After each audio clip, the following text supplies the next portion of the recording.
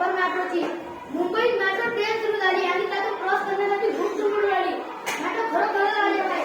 प्लॅटफॉर्मवर चढण्यासाठी आणि उतरण्यासाठी सरकते तिने टोकन टाकल्यावर झडपा.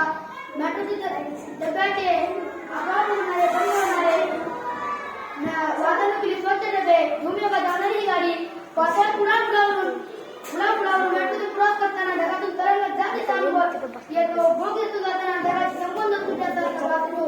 या अत्याधुनिक मेट्रोतून प्रवास करून आल्यावर मनात काही प्रश्न पडले आहेत. मुंबई चव्हाण यांच्याशी साधलेला संवाद त्या मेट्रो चालणाऱ्या पहिल्या सारखी महिला ठरल्या आहेत.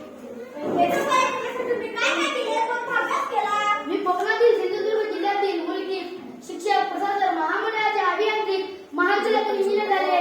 मेट्रोमध्ये पाय पडण्यासाठी इंजिनियर व्हावे लागते. एवढेच नाही तर त्यातली परीक्षा देखील पास व्हावी लागते. त्यातली खूपच अवघड असते. फक्त परीक्षा पास झाली की मला मेट्रोपॉलिटन कॉलेज मिळते का? नाही यानंतर उमेदवाराची मानसिक व शारीरिक चाचणी घेतली जाते. या सर्व टप्प्यात पास झाले की मग आपली मुलाखत घेतली जाते. मुलाखतीमध्ये निवड झाली की मग एक वर्षाचे नाटकाचे प्रशिक्षण दिले जाते. मगच तुम्ही मेट्रोपॉलिटन बनू शकतात. मेट्रोचा उद्घाटन झाला तो दिवस माझ्या आयुष्यामध्ये होता. पहिली मेट्रो चालवण्याची जबाबदारी माझ्यावर होती. मनात थोडी धाकत होती की सर्वांना मी व्यवस्थित नेईन की नाही. एकदा मी मेट्रो चालवायला सुरुवात केली की पुन्हा मी बिनधास्तपणा न घाबरता आत्मविश्वासाने मेट्रो चालवली. आता तर रोज मेट्रो चालवण्याची सवय झाली आहे. मेट्रोचं उद्घाटन झालं तो दिवस तुमच्यासाठी आविष्कारणे का होता? मेट्रो आणि ट्रेन यामध्ये बरेच साम्य असते. मेट्रोचे तंत्रज्ञान अत्याधुनिक असतात. पहिल्यांदाच मेट्रो जाणार होती. मुख्यमंत्री आणि उपमुख्यमंत्री मान्यवर मंडळी मीडिया तसेच माझ्या घरची सर्व मंडळी तिथे उपस्थित होती. त्यांना मेट्रोची घेऊन जायची होती. तेही मला उद्घाटनाच्या दिवशी मेट्रो वर्सोवा स्थानकावरून घाटकोपऱ्यापर्यंत धावली. मेट्रो कोणत्याही जणावर चालते. मेट्रो विजयावर चालते. एका मेट्रो किती पार्ट असतात? एका मेट्रोत एकच पार्ट असतो. मेट्रोला दोन्ही बाजूने इंजिन असते का? लोकलप्रमाणे मेट्रोलाही दोन्ही बाजूने इंजिन असते. मेट्रो ट्रेन फक्त 4 डब्याची असते. मेट्रोला स्वतःचीच चालछडी असते. मेट्रो वर्सोवा स्थानकावरून घाटकोपऱ्यापर्यंत पोहोचली की ती एका कारछडीमध्ये जाते. मग तिथे पायलट उतरून इंजिन असलेल्या कॅबिन मध्ये येतो. मग घाटकोपऱ्याच्या दिशेने मेट्रो नेतो.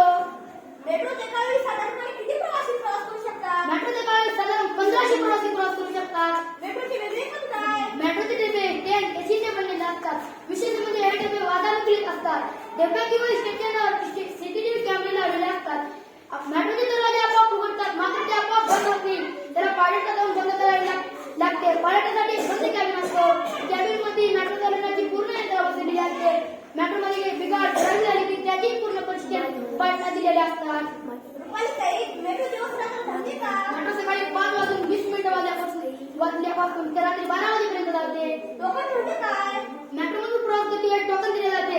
टोकन म्हणजे मेट्रोचे तिकीट. तसेच मेट्रोने रोज प्रवास करायचा असल्यास तर प्रीपेड कार्ड दिले जातात. प्रीपेड कार्डमध्ये भरलेले पैसे प्रवासानंतर संपून जातात.